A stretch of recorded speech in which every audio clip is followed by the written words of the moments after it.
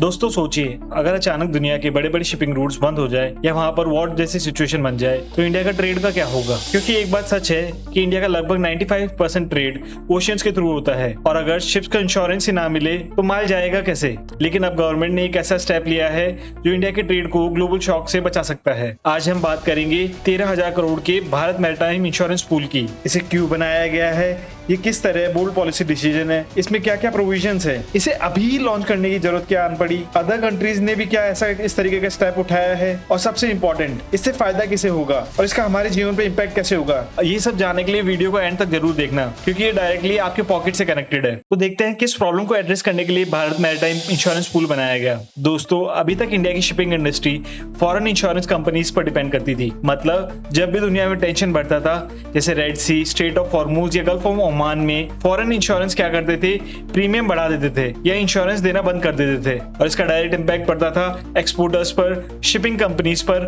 और लास्ट में हम सब पर महंगाई के थ्रू। तो अब गवर्नमेंट ने एक बोल्ड डिसीजन लिया है, भारत मैरीटाइम इंश्योरेंस पूल यानी BMI pool.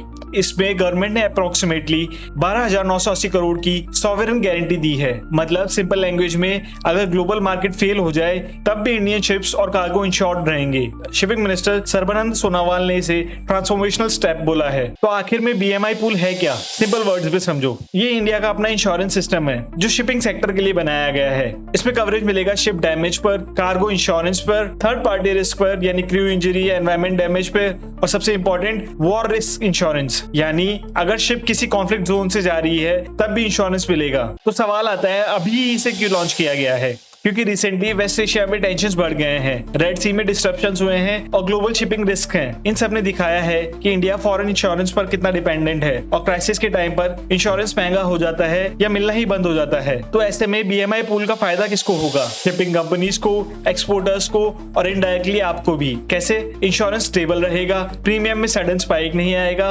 Logistics cost predictable होगी, मतलब महंगाई पर कंट्रोल मिल सकता है। तो क्या ऐसा स्टेप बाकी सारी कंट्रीज भी उठा रही हैं? इंटरेस्टिंग बात सुनो, UK, जापान, साउथ कोरिया पहले से ऐसे मॉडल्स यूज कर रहे हैं और इंडिया भी उनकी लीग में आ गया है। ये एक स्ट्रॉन्ग स्टेप है आत्मनिर्भर भारत की तरफ। तो ऐसे में इसका लॉन्ग टर्म इम्पैक्ट क्या होगा? ये सिर्फ इंश्योरेंस नहीं है, ये इंडिया के ट्रेड सिस्टम को स्ट्रॉन्ग बनाने का स्टेप है। ये अलाइंड है मैरीटाइम इंडिया विजन 2030 के साथ। फ्यूचर में इसका impact stable trade, lower risk, strong global position के रूप में सामने आएगा। तो दोस्तों, पहले इंडिया डिपेंडेंट था फॉरेन इंश्योरेंस पर, अब इंडिया खुद अपना सेफ्टी सिस्टम बना रहा है। मतलब ग्लोबल क्राइसिस हो या वॉर, इंडिया का ट्रेड रुकने वाला नहीं है। कमेंट में बताओ क्या स्टेप सही है